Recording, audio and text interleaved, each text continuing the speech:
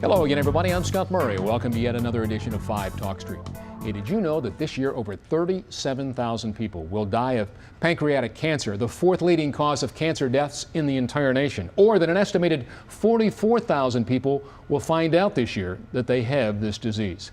Joining me right now is Susan Bruck. She is the DFW affiliate coordinator with the Pancreatic Cancer Action Network, an organization that is working to increase the survival rate and help find a cure for this incredible disease. And next to her is Mary Jo Jennings. She is their event coordinator. First of all, welcome to you both. Thank you for being here. Having us. Thank you very much. And before I move forward, I know it has touched you personally. You lost your dad, you lost your sister. Correct. You lost your dad, Yes. all to pancreatic cancer. Correct. And yet to this moment, we have no idea what causes it. We have no way to look for it, to find out that we might have it.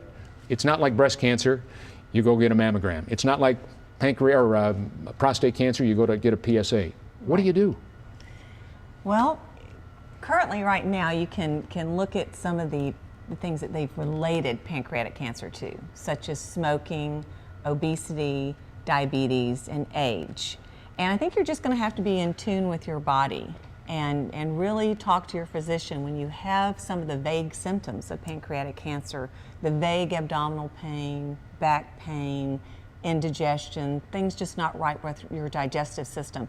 Keep working with your doctor and make sure you find the cause of those issues. Let's get back to basics. The pancreas. We know it's an abdominal organ, but Yes. unlike the stomach, that everybody knows what a stomach or a heart or a brain is. Right. What does the pancreas do day in and day out? Yeah. Well, the pancreas, of course, is where your insulin is produced. So it's you got to have it to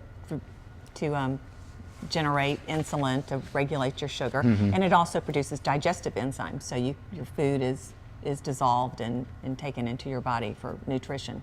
How do they diagnose pancreatic cancer? How do you know that you have it, or maybe what are some of the symptoms that you might have early on to think, well, maybe I might be going down that road? Well, again, those symptoms, those vague abdominal pain, sometimes severe abdominal pain, back pain, the indigestion,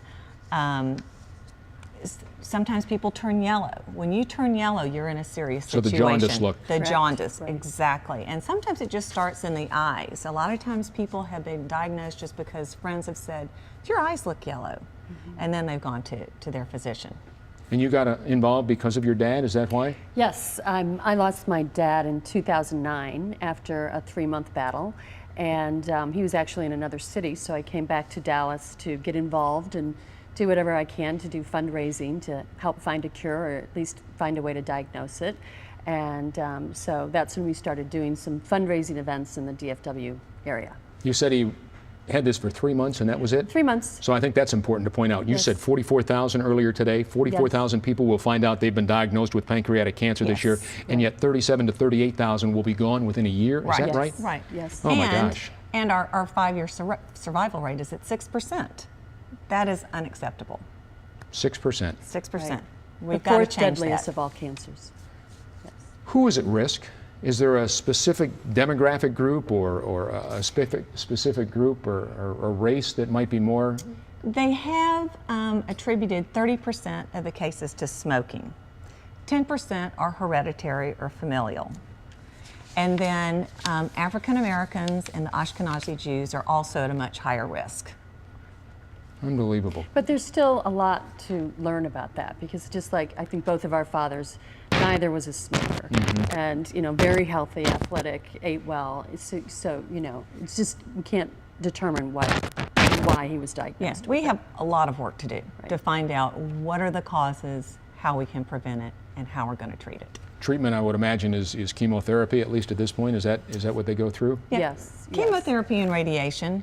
Also, if it is found early enough and they feel like they can surgically remove the tumor, then there's a procedure called the Whipple procedure that they will also do. Nancy Brinker became a good friend 30 years ago. I know what she did for breast cancer. It's almost 30 years ago that she came out with the Komen Foundation and what have you. She not only raised incredible dollars, but she did it through incredible awareness. And suddenly women talking about their breasts and the problems they might have, it came out of the closet, best put. And so that awareness was there. And I think prostate cancer has kind of fallen in that same direction.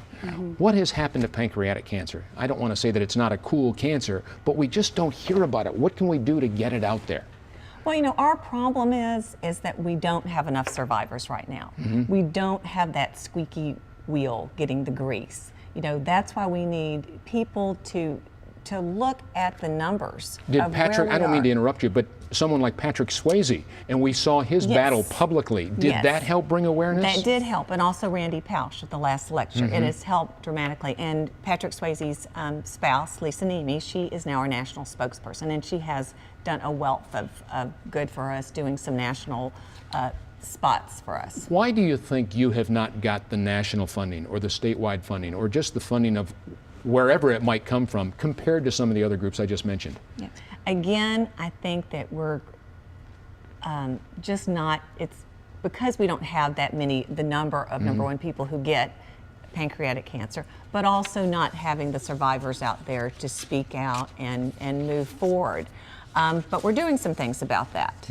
Okay, there's currently legislation that we've introduced to the Congress and the Senate, and it's the Pancreatic Cancer Research and Education Act. And if we can get that passed, we're going to get more funding from the National Cancer Institute's budget. Right now we only get 2%. And we will get more of that funding. And if we get that passed and funded, we're just not saying, give us the money. We have a targeted approach that we have developed with cancer experts to provide not only monies and find researchers who want to look at the early detection and treatment, but also specialized centers of pancreatic cancer treatment. So we're really going to use that money to get that passed. Okay, and we need everyone out there to be calling their senators and congressmen and asking them, have they signed that bill? And also to call you, because coming up on Sunday, November 13th, Purple Stride, Pancreatic Cancer Action Network. Tell me about that, your fundraiser. Right. This will be our third race this Okay, year. It's yeah. called Purple Stride, and it will be in Reverchon Park in Dallas. It's a 5K race and a 1-mile fun run walk. It's Day of Purple. Everybody who's been So I affected thought you might have by been TCU fans or something, but forget that. This is about pancreatic It's about cancer, pancreatic right? Cancer, right. And it's going to be a fun day. Okay. We expect about 1,500 people. So before I let you get away, is there a number or something or a website that people can go Yes, to? yes. You can go to www.purplestride.org and click on the DFW event, and that'll take you directly to the registration site where you can set up a team and do fundraising, make a donation, and sign up for the race as well. And let people know that you're involved with pancreatic cancer. Yes, And how we yes. need to get it out there. Yes, Right, and we right. need more volunteers to help us with these events. This is our signature event that we do every year, but we also have done a celebrity ping pong tournament hosted by the Dallas Mavericks and Coach Carlisle. Very So we're cool. working on doing another one Good, of those good, as well. Good. So Fantastic. we're trying. Thank you. Thank you Mary very Jo, much. Susan, Thank you. No, thank you so much. And continued success November 13th. We'll mark right, it down. correct. We'll mark All it right. down. All right. Thank Thank you you. much. Don't go away. We're back with more of 5 Talk Street right after this.